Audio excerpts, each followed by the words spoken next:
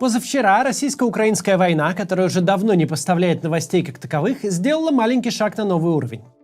Аэродром Бердянска, где базируются боевые вертолеты, защищающие запорожское направление, это южный фланг российской группировки, та самая линия Суровикина, атаковали ракеты «Атакамс».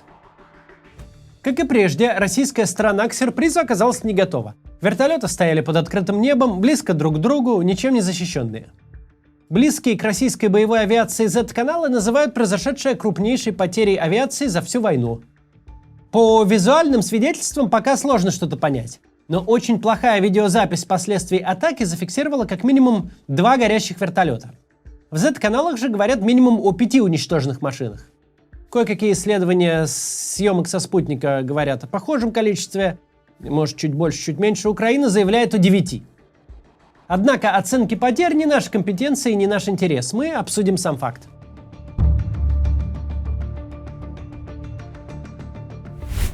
Для начала проясним. Новые ракеты никто не анонсировал. Мы очень привыкли к схеме поставок вооружения Украине, которая сложилась за эти 1,5 года. Сначала Украина громко и четко требует поддержки в виде нового типа вооружений. На что тут же получает категорический отказ. Отказ в духе «не в этой жизни и уж точно не на этой войне». Затем следует обоснование. Во-первых, нам и самим мало, а во-вторых, мы боимся эскалации и спровоцировать Путина. Украина продолжает настаивать, и однозначность отказа западных союзников становится уже не столь однозначной. Начинают циркулировать какие-то слухи из высоких кабинетов, которые сначала гневно опровергаются, а потом уже не так гневно. Следом политики публично начинают говорить, что может быть когда-нибудь и что-нибудь и может быть куда-то и пришлют. За этим обязательно следует колонка в большой и важной газете. Дескать, да, уже решили, скоро объявят. Через некоторое время объявляют официально: да, дадим. Без сроков и без подробностей, просто дадим. За этим спустя время выходит уже не политик, а важный генерал и говорит: готовим к отправке, ожидайте. И через несколько месяцев мы видим первое боевое применение обещанного. Такое кокетство западных союзников Украины совершенно не красит. Уже сейчас понятно, что запусти они массовые, безоговорочные и безотложные поставки оружия Украине, война эта по меньшей мере имела бы совершенно иной вид. А вполне возможно, что и вовсе закончилась бы, толком не начавшись. Путин гопник. От неприкрытого страха, от блеяния в духе «ай-яй-яй, давайте договоримся», а то он ядерную бомбу сбросит. От осторожных решений с оглядкой на то, чтобы его не спровоцировать. От подобных действий гопник буквально наливается жизненной силой, чувствует себя неуязвимым. Как только гопнику дают сдачи, или он хотя бы понимает, что обязательно дадут, скорость его сползания под плинтус поражает всяческое воображение. Каждый, кто в этом сомневается, может посмотреть 2 ролика от 24 февраля 2022 года и от 24 июня 2023. Сначала Путин шел на Киев, потом Пригожин шел на Путина. На видео один и тот же Путин, но 2 совершенно разных человека. Мною принято решение о проведении специальной военной операции. А тех, кого пытаются втянуть в это преступление, призываю не совершать роковую и трагическую, неповторимую ошибку. Сделать единственно правильный выбор. Прекратить участие в преступных действиях. Тем не менее, насколько бы недостойно не выглядели торги за оружие, как бы дорого не обходился Украине такой формат поставок, в час по чайной ложке, мы успели к нему привыкнуть. А если вы внимательно следили за этой стороной войны, то наверняка научились даже по отдельным словам западных политиков прикидывать, когда вооружения, о которых идет речь, окажутся на фронте. С ракетами все было не так. Разговоры о тактических ракетах начались еще прошлым летом, когда Украина получила «Химарсы» и М-270. Что логично. Легким движением руки эти установки превращаются из РСЗО в тактические ракетные комплексы, которые много чего умеют запускать. Но если из списка доступного для «Химарсов» вооружения вычесть те экземпляры, которые летают слишком далеко и запрещены к распространению международными договорами, то на ум сразу приходят «Атакамс». Тактические ракеты средней дальности. Ракеты сверхзвуковые, летающие по баллистической траектории на дальность до 300 километров, в той модификации, о которой шла речь. Разговор об «Атакамс» начался тогда, когда никто даже не заикался о западных танках или, боже упаси, самолетах. Тогда западные политики только-только убедили себя, что тяжелую технику Украине в принципе поставлять можно, и даже не обязательно ограничиваться советскими образцами со дна резервов. Тогда десяток немецких бронетранспортеров казался большим шагом вперед. С тех пор много чего случилось. Много красных линий западные союзники успели и начертить, и перейти. Но в вопросе ATACMS ситуация не двигалась ни на йоту. Нет и все. Хотя необходимость такого оружия была совершенно очевидна. Да, GMLRS прошлым летом наделали много шороху. Разрушили российскую логистику и похоронили наступательные амбиции. Но спустя какое-то время даже непробиваемые российские генералы стали действовать с учетом существования высокоточных систем залпового огня. Отодвинули склады боеприпасов и командные центры за пределы 80-километровой зоны поражения. Тогда Украина отчаянно нуждалась в том, чтобы углубить атаки тылов противника, но американцы стояли на своем. Казалось, что ситуация сдвинулась с мертвой точки, когда Британия поставила Украине Storm Shadow, которые во всем уступают ATACMS. Storm Shadow – дозвуковые крылатые ракеты, сравнительно легко уничтожаемые. Это ракеты воздушного базирования, что в условиях эшелонированного ПВО резко снижает эффективную дальность применения, потому что самолеты не могут подлетать близко к линии фронта. Кроме того, Storm Shadow известны проблемами с качеством изготовления и процентом брака. Но у Великобритании совершенно особая роль в этой войне. Ни у кого язык не повернется сказать, что британский оборонно-промышленный комплекс впереди планеты всей по инновациям. Тот же танк Challenger 2 и вовсе называют худшим танком НАТО. Но смысл в другом. Смысл в самом факте. Британцы поставили свои танки, пусть даже и Челленджеры, в количестве жалких 14 штук. Но ядерной войны от этого не случилось. А значит, танки поставлять можно. Британцы поставили Storm Shadow, значит, можно поставлять тактические ракеты. Несколько раз за эту войну роль Британии была в том, чтобы сделать первый символический шаг. Просто быть чуть смелее союзников по НАТО. Казалось, что вот шаг этот сделан, теперь у всех развязаны руки. Ничто не мешает Штатам поставить ATACMS. Но шли месяцы, а Соединенные Штаты все так же категорически опровергали любые слухи насчет самой возможности поставки ракет.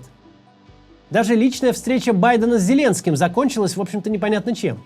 Вроде бы Байден в личной беседе пообещал ATACMS. Но это известно только от источников, уважаемых медиа. Никакого официального анонса поставок не было. Была, конечно, уверенность, что рано или поздно дадут.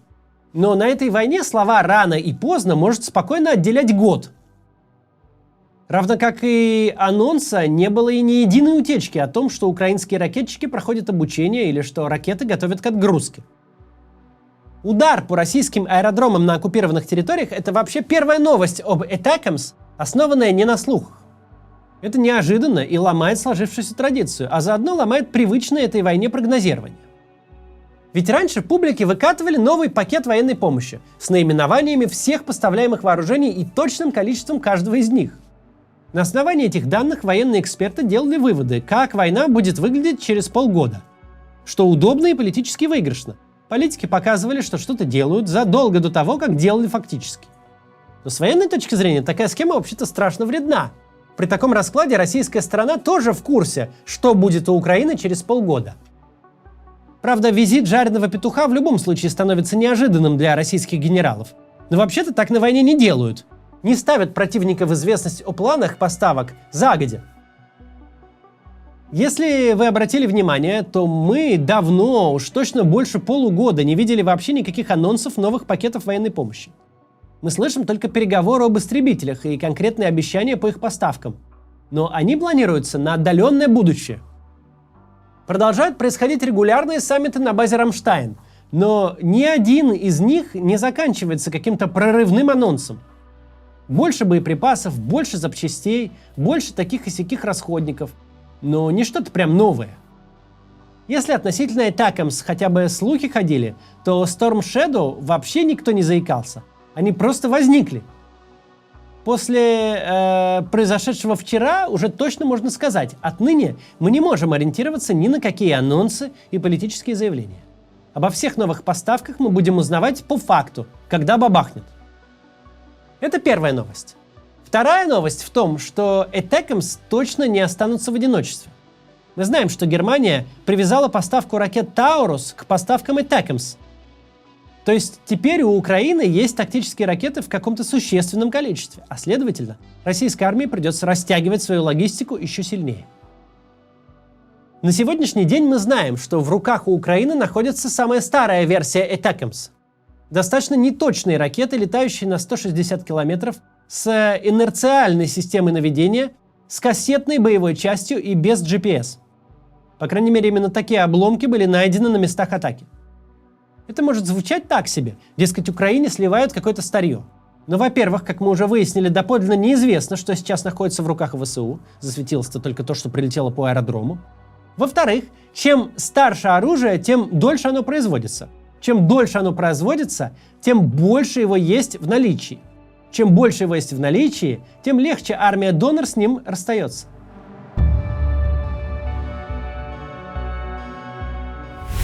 Если кто-то и верил в магические вундерваффе, в супероружие, которое способно переломить ход войны самим фактом своего существования, то последние 1,5 года уж точно должны были веру эту разрушить. Мы видим, насколько война сводится к количественному противостоянию. Что высокоточные снаряды, сетицентрическая война, спутниковая разведка – это все замечательно. Но в конечном итоге решает массовость и стабильность поставок. Обе армии сегодня воюют техникой и вооружениями, разработанными и произведенными с разницей в 100 лет. Да, пулемет «Максима» в 2023 году выглядит потешно, возрождает в памяти анекдоты про Чапаева, чем-то заметно уступает современным образцам. Но 10 пулеметов «Максима» прямиком из окопов Первой мировой намного лучше, чем один самый современный и навороченный, только что сошедший с американского конвейера. Обе стороны фигачат друг друга всем, что способны раздобыть. Да, танк Т-54 еще венгерское восстание 1956 года подавлял. Он был принят на вооружение за 15 лет до создания первого электронного калькулятора. Там нет никаких цифровых наворотов. Но это бронированная штука с большой пушкой на гусеницах. И если ты способен достать и восстановить много таких штук, то тебе будет чем воевать. А целая рота даже настолько старых танков не оставит и шанса одному новому. Теперь мы хорошо понимаем, почему на фронте с обеих сторон еще не возникли Т-34. Единственная причина в том, что их просто не осталось в достаточном количестве. Да и снаряды для их калибров сейчас не найти. По Украине бьют не только точки У ракеты 60-х годов, но даже переделанные зенитные ракеты комплекса С-300. Украина отвечает тем же. В дело идут и реактивные советские беспилотники Ту-141 «Стриж», которые никто и не думал использовать как ударные. Но на этой войне не до выбора средств. Ракеты, прилетевшие по аэродромам, произведены в середине 90-х. Инерциальная система наведения уступает в точности GPS в разы, но это отставание компенсируется кассетной боевой частью, которая накрывает огромную площадь, и мы увидели, насколько это губительно. Перелом ли это в войне? Конечно, нет. Сегодня никакое действие, никакая новинка в номенклатуре оружия не может привести к коренному перелому. Война перешла в затяжную фазу. В ней с обеих сторон задействовано, по всей видимости, около 1 миллиона человек, десятки тысяч единиц боевой техники, сотни воздушных судов. Стороны ежемесячно обмениваются сотнями тысяч артиллерийских выстрелов. Едва ли можно ожидать, что «Атакамс» на войне такого масштаба смогут произвести тот же эффект, что «Химарсы» в прошлом году. Как-то радикально поменять тактику или вынудить российскую сторону изменить намерение. Тем не менее, армейская авиация, не те истребители-бомбардировщики, которые бьют дальнобойными ракетами с российской территории, а штурмовики и вертолеты, работающие непосредственно на линии фронта, и вооруженные противотанковыми ракетами, они чрезвычайно помогают России в обороне. Ведь медленный темп наступления ВСУ и значительные потери в технике с украинской стороны обеспечиваются не только квадратными километрами минных полей, но и доминированием России в воздухе. Для истребителя не столь важно, откуда лететь к украинской границе, с аэродрома на 300 километров ближе или дальше. Но вот для штурмовиков, а особенно вертолетов, это совсем другое дело. Чем дальше в условиях угрозы тактических ракет придется передвинуть аэродромы, тем дольше армейской авиации лететь. А чем дольше ей лететь, тем легче ее обнаружить и сбить. Это дает Украине некоторое тактическое преимущество. Открывает для нее путь к поставкам новых образцов вооружения. Но нынешняя ситуация на фронте лишь подтверждает то, что мы говорили год назад, когда Украина уверенно шла вперед, и многие преисполнились надежд. Мы говорили, что эта война закончится не на поле боя. Путин и война теперь неразделимы. Он готов бросать в ее топку любые ресурсы в любом доступном ему количестве, а доступно ему немало. Эта война закончится только вместе с Путиным, только с политическими изменениями в России. Поставки западного оружия и провалы на фронте, они приближают политические изменения в России, среди прочего. Но это именно что один из факторов, приближающих конец Путина и войны, а не инструмент, которым можно в ней победить. До завтра. Приглашаем вас на живые выступления Максима Каца. Вы сможете увидеть закулисную жизнь канала и запись ежедневного ролика, а во время общения с залом сможете задать свой вопрос Максиму. Тель-Авив, Лондон, Берлин, Прага, Париж, Лимассол, Амстердам, Вена, Цюрих, Рига и Милан. Билеты на сайте maximkatz.com.